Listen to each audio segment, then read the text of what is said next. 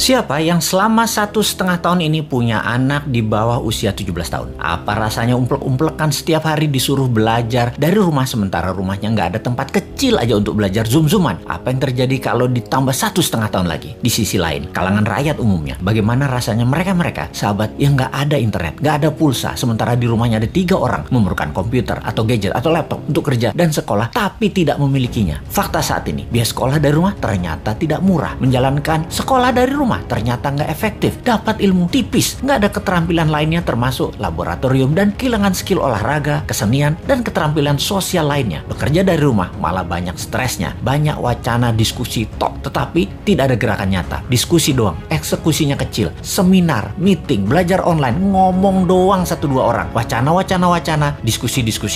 Rekening mah minus juga. Saat ini dunia bergeser jauh. Berapa lama kita akan menjadi seperti ini di bawah serangan virus? Jawabannya, kalau gini cara mengelolanya, selamanya, setidaknya sampai tahun 2025. Demikian kata WHO dan World Bank. Waduh, paling cepet 2023 awal deh. Tetap aja lama. Maunya tahun 2021 ini paling lama selesai deh. Vaksin dah tuh 100% orang Indonesia. Pertanyaan lagi, apakah selesai COVID? Ya nggak tahu juga. Menurut Ngana, selesaikah COVID ketika 100% manusia Indonesia sudah divaksin? Jawabannya nggak tahu. Misalnya, manusia setelah divaksin, efeknya tingkat kematian dan fatality-nya menurun, tetapi tetap bisa kena. Dimana kalau kena ya isolasi mandiri, katakan 10 hari. Setiap hari ada 30.000 orang bergantian bergiliran. Tiap hari ada 30.000. Karena 10 hari di isoman, maka yang dikurung hari itu adalah 300.000 orang per hari yang terkurung gantian sampai 100 juta orang. Gitu ya, 2 tahun itu bisa tercapai? Bisa lebih. Serem amat ya kalau ini terjadi. Untuk mencapai 60% populasi yang benar, ya bisa 2 tahun lagi, mungkin bisa 4 tahun lagi. Kalau hal ini terjadi, maka bukan hanya ekonomi yang ambiar, tetapi keterampilan sosial anak kita, keterampilan lainnya hilang. Bisa terjadi generation gap yang parah, di mana di tahun 2045, 24 tahun lagi, mereka usianya yang sekarang 10-20 tahun itu adalah mereka menjadi tulang punggung angkatan kerja dan usaha. Mereka, bayangkan, tidak punya keterampilan yang mumpuni. Maka angkatan yang usianya 50-70 tahun di kemudian tadi masih tetap bekerja dan ini tidak efektif. Maka gawat kalau bernegara tidak ada yang memikirkan hal ini, tetapi lebih memikirkan tenaga kerja asing bagaimana bisa masuk terus dengan dilindungi pejabat paling berkuasa. Alhamdulillah berhasil masuk terus. Itu lebih penting baginya sekarang. Saat ini generasi mendatang, ngapain gue pikirin katanya. Yang penting saat ini lagi berkuasa, gak ada yang boleh halangin. Pokoknya gigi 5, gaspol, gue harus kaya. Lalu siapa yang urus generasi muda yang sudah 1,5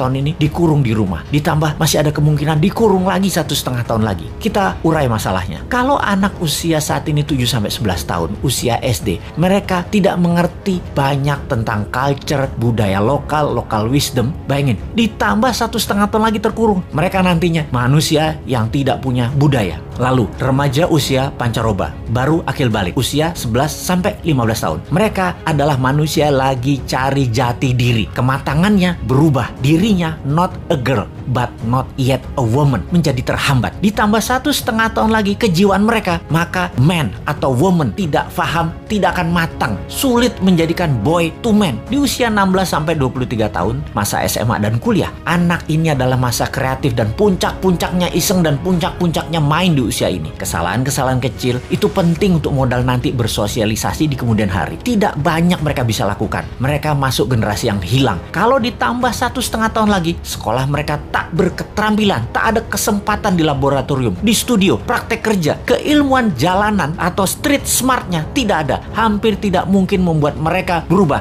from man to gentleman. Ada 40% saat ini dari populasi Indonesia yang usianya saat ini 7-23 tahun. Yang 20 tahun lagi mereka merupakan tulang punggung keluarga, bangsa, negara. Jadi apa mereka ini nantinya? Ada yang mikirin pelindung nikel, mikirin. Yang pasang baliho jualan tahun 2024 itu mikirin. Yang menjabat sekarang mikirin. Kalau bosman, ada tuh bala muda walau kecil, kita berjuang.